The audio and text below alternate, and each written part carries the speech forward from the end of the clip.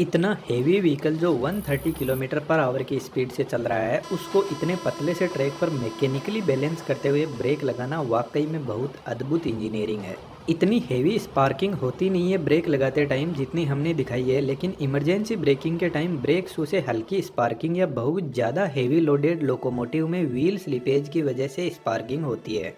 Train के इस डिब्बे को कोच बोलते हैं। आप जो कोच देख रहे हैं वह एलएचबी कोच है। इसके नीचे दो बोगी लगी रहती है जिनमें चार चार व्हील्स होते हैं और इन 8 व्हील्स पर इक्वल ब्रेक फोर्स अप्लाई होता है। अब ट्रेन चाहिए कितनी भी लंबी हो, हर व्हील के पास में ब्रेक फोर्स पहुंचता है, लेकिन इस ब्रेक फोर्स का मास्टरमाइंड इंजन में लगा हुआ एक पावरफुल कंप्रेसर होता है। यह कंप्रेसर एयर ब्रेक, ट्रेन के एयर सस्पेंशन, बाथरूम, हॉर्न सभी को एयर सप्लाई करता है। यह स्पाइरल टाइप कंप्रेसर है जिसको किसी और वीडियो में बात करेंगे। इसके साइड में दो स्पाइरल लगे हैं जो एयर प्रेशर क्रिएट करते हैं और बीच में एक पावरफुल 3 फेज इंडक्शन मोटर लगी रहती है। इस कंप्रेसर से दो पाइप निकलती है, एक break pipe in short BP जो ग्रीन कलर की होती है और second feed pipe in short FP जिसका कलर वाइट होता है। जब इंजन को ट्रेन के कोच से कनेक्ट किया जाता है तो उसी टाइम इन दोनों ब्रेक और फीड पाइप को भी कोच से कनेक्ट कर दिया जाता है। लेकिन दोस्तों, जब इंजन कोच से कनेक्टेड नहीं रहता है तब भी उनमें प्रॉपर इलेक्ट्रिसिटी की सप्लाई रहती है। कमेंट में जरूर से लिखना कोच में कहाँ से सप्लाई आती है। इंजन और कोच के दोनों साइड में ही वाल लगे रहते हैं जिनको एंगल कोक बोलते हैं। इनका यूज जब इंजन को अलग किया जाता है तो इन पाइप से प्रेशर कम ना हो जाए इसलिए बंद कर दिया जाता है। अब यह दोनों पाइप हर बोगी से होते हुए ट्रेन के लास्ट कोच की बोगी तक जाती है। हम किसी एक बोगी का ब्रेक मैकेनिज्म समझते हैं। इंजन में रखा हुआ कंप्रेसर इस फीड पाइप में कॉन्टिन्यूसली प्रेशर भेजता रहता है और फीड पाइप इस रिजर्वोयर से कनेक्टेड रहती है, लेकिन रिजर्वोयर में एयर भेजने से पहले एक वाल लगा रहता है आगे के मैकेनिज्म को मेंटेनेंस के काम के लिए, और एक डस्ट कलेक्टर लगा रहता है जो डस्ट को आगे नहीं जाने देता। इसके अलावा एक नॉन रिटर्निंग वाल जिसको शॉर्ट में एनआरवी बोलते हैं जो सिर्फ फीड पाइप से एयर को रिजर्वोयर में आने देता है लेकिन वापस नहीं जाने देगा। कंप्रेसर इतना हाई लेवल का प्रेशर भेजता है कि इस रिजर्वोयर में पर सेंटीमीटर स्क्वायर में 6 केजी एयर को कंप्रेस करके भर दिया जाता है। इस रिजर्वोयर की कैपेसिटी 125 लीटर एयर की होती है। रिजर्वोयर के पास में एक और 75 लीटर का टैंक लगा हुआ है जो टॉयलेट में एयर प्रेशर को भेजता है। अभी हम इसके बारे में बात नहीं करेंगे इसलिए हमने इसके कनेक्शन भी नहीं किया है। तो इस रिजर्वोयर से एयर डिस्ट्रीब्यूटर वाल के पास में पहुंचती है। डिस्ट्रीब्यूटर वाल के अंदर ब्रेक पाइप से भी डायरेक्ट कनेक्शन आता है। ब्रेक पाइप का प्रेशर 5 केजी पर सेंटीमीटर स्क्वायर होता है। यह वाल बहुत बेहतरीन तरीके से काम करता है। इस वाल से आउटपुट जो निकलता है वह दोनों बोगी की तरफ एयर प्रेशर को भेजता है ब्रेक एप्लीकेशन के लिए।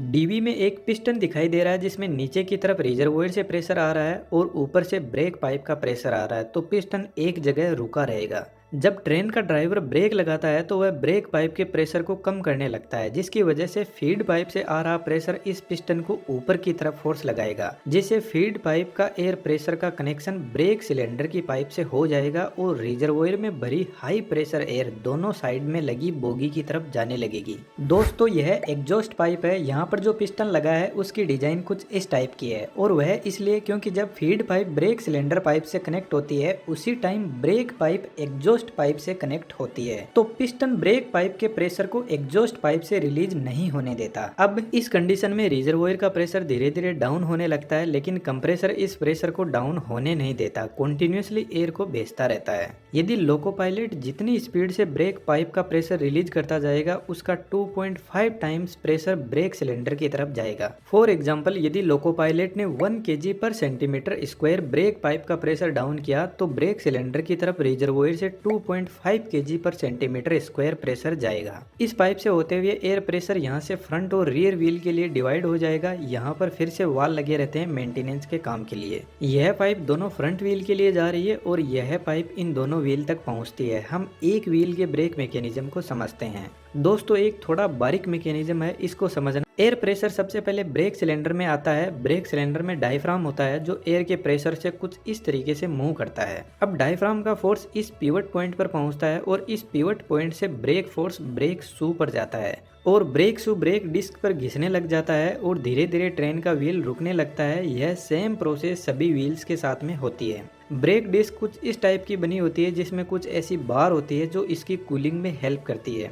अब जब ट्रेन रुक जाती है तो जब तक ब्रेक सिलेंडर में एयर प्रेशर अवेलेबल रहेगा तब तक ट्रेन का ब्रेक लगा हुआ रहेगा। तो जनरली जब ट्रेन खड़ी रहती है तो उसमें ब्रेक लगा हुआ रहता है जो एक हैंड ब्रेक की तरह काम करता है। तो ट्रेन को स्टार्ट करने से पहले ब्रेक सिलेंडर की एयर को रिलीज करना जरूरी है। उसके लिए वापस डिस्ट्रीब्यूशन वाल्व पर चलते हैं। जब तक ट्रेन में ब्रेक अप्लाई रहता है तब तक रिजर्वोयर जिसमें एयर फीड पाइप से आती है वह कंटिन्यूसली इस पिस्टन को ऊपर की तरफ फोर्स लगा के रखती है। लेकिन ब्रेक रिलीज के टाइम कंप्रेसर फिर से ब्रेक पाइप का प्रेशर बढ़ाने लग जाता है और एक कंडीशन आती है जब पिस्टन वापस नीचे की तरफ आने लगेगा, जिससे रिजर्वोयर का कनेक्शन हट जाएगा और ब्रेक सिलेंडर में जो पाइप अब तक प्रेशर भेज रही थी उसका कनेक्शन इस एयर रिलीजिंग पाइप से हो जाएगा। डायफ्राम के पास में एक स्प्रिंग लगी रहती है जो डायफ्राम को वापस नॉर्मल पोजीशन पर आने के लिए फोर्स लगाती रहती है। तो जैसे ही ब्रेक सिलेंडर वाली पाइप का कनेक्शन इससे होगा तो स्प्रिंग ब्रेक सिलेंडर की एयर को पूरी बाहर की तरफ रिलीज कर देगी और ब्रेक रिलीज हो जाएगा। ट्रेन के ब्रेक रिलीज करते टाइम कुछ ऐसी आवाज़ एयर की हमें सुनाई देती है।